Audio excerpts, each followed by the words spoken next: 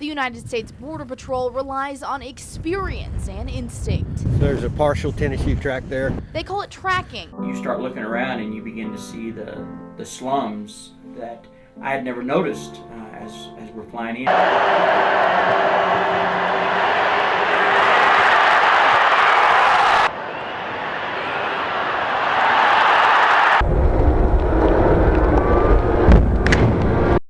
As goes Texas, so goes America. And as goes America, so goes the world.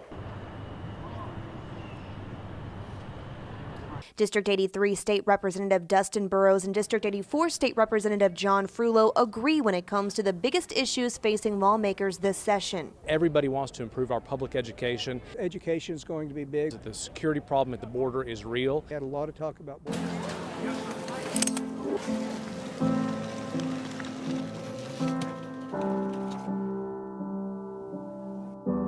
You start looking around and you begin to see the slums that I had never noticed as we're flying in. And they don't realize that they're poor, they just realize that they have a need. They just know that they don't have what we have.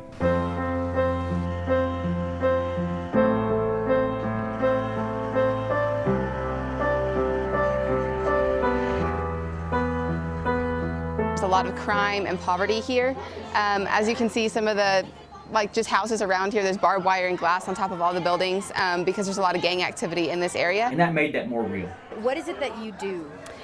We do all kinds of things. The majority of it is social work visits into different homes in the communities. It's really hard because you hear about these stories. I just remember walking to one woman's house that was literally made out of cardboard. I'm talking about cardboard boxes and tin aluminum siding. Their houses typically fall down or are filled with water. Since it's the raining season, obviously the cardboard is not standing up very well. Mostly single mothers trying to support 3 to 5 kids. That just kind of blew my mind. One of the things I found most odd was just seeing the dogs everywhere. So they're everywhere, just like we observed when we were in that community center with the children, that they were just coming and going. You didn't know if they carried diseases, you didn't know who they belonged to, they didn't have tags, they didn't have any identity, and it was very, very sad. Stuff like that that you hear about when you think of poverty, but seeing that in real life, it was hard. Do you think that you'll come back?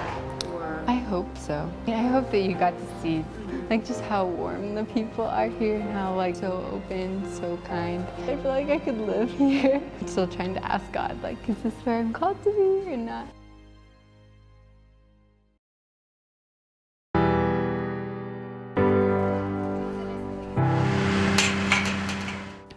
Because God just said go, and He didn't say where to go, and He didn't say what to do. He just said go. It was just going to be the two of us, and then Matthew came to me and said, how did you know that you were supposed to go to Guatemala? And I said, well, Sophie told me. For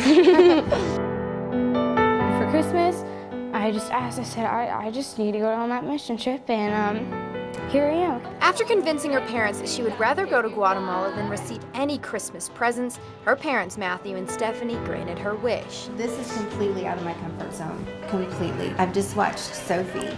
I watched her from the very first day, just running up the steps. What a great experience to hopefully, show them, what God has done for us. Sophie shared the story of how she got to Guatemala with the group and says her final decision to go on the trip came down to one verse. Psalm 62:2, truly He is my rock and my fortress.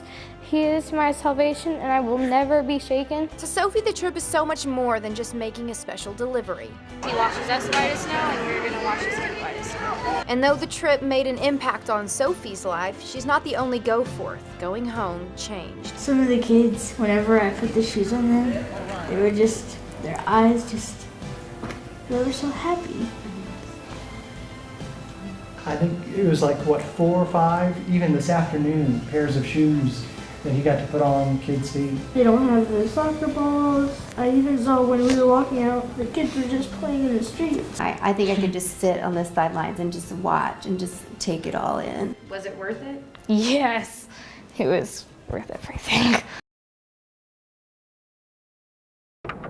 In a day and age when it seems every answer is found on a screen, The United States Border Patrol relies on experience and instinct. There's a partial tennis shoe track there. They call it tracking. Kind of cut her right there. And as primitive as the technique may appear, the search often leads agents to illegal aliens traveling into the U.S. A lot of times it comes down to an agent being able to track, being able to look at the ground and see something out of place and be able to follow that. This may not look like much to us, but something as simple as these broken twigs could alert the agents that someone walked through here. It's probably what they used as they were coming across to beat that sign out. Agents often spend hours, sometimes even days, tracking a group that could be miles ahead of them. They're not going to relax until they're a good 10 miles up here.